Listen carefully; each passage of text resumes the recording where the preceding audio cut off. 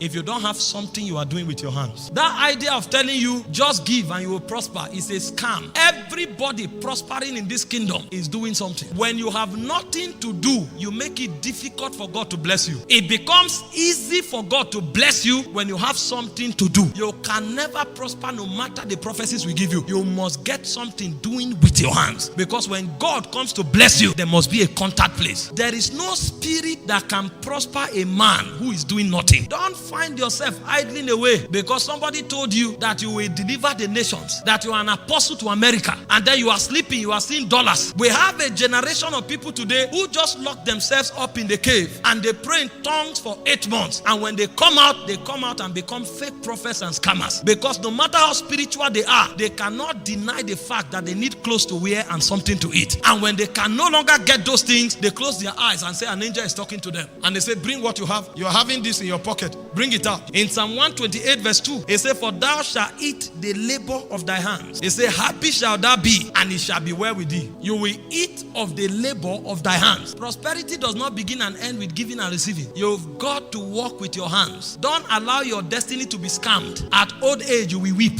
In Proverbs 16 verse 3, it says, commit thy works unto the Lord, and thy thoughts shall be established. In Proverbs 21:25, it said, the desire of the slothful killeth him. It said, for his hands refuse to labor.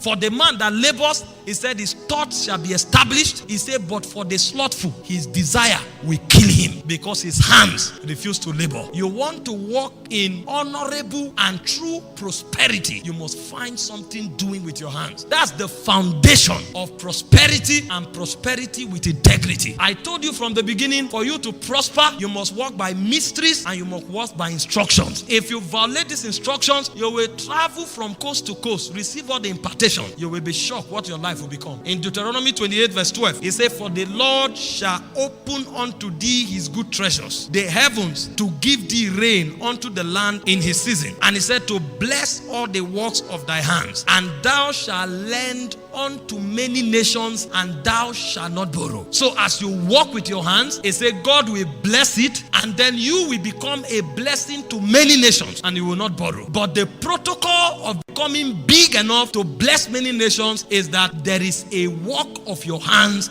that God blesses. And so if there is no work you are doing, there is nothing God will bless. In Psalm 1 verse 3, the Bible said, and he shall be like the tree, that's the righteous, planted by the rivers of waters, that bringeth forth his fruit in his season. He said, his leaf shall not wither, and whatsoever he doeth, it shall prosper. And so if you are doing nothing, there is nothing that will prosper. When God wants to bless you, he looks out for the works of your hands. And so a man who walks with his hands is a man that is assured of the blessings of God. This is not just for Christians. He said, I cause my rain to fall on both the good and the evil. It's a natural law. That's why the people of the world are working hard and working smartly, and they are making wealth in life, making riches, making money. You want to be part of those whose finances are established and who have dominion in the realm of finances. You must get something doing. The second way to prosper in this kingdom is by the covenant. God has a covenant of prosperity with his people, and the covenant he had with Noah is the covenant of exemption, that you will no longer be destroyed, and while you are yet being exempted, I will prosper you. And so he gave him a code for activating that covenant. He said, seed time and harvest, cold and heat, summer and winter will not cease. That means so long as the climatic conditions are kept, if you want to prosper,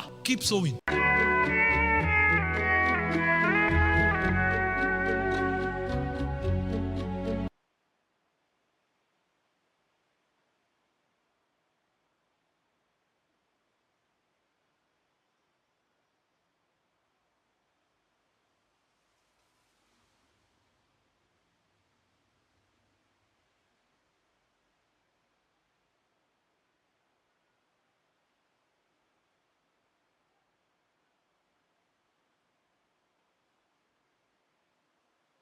You can never go far in this kingdom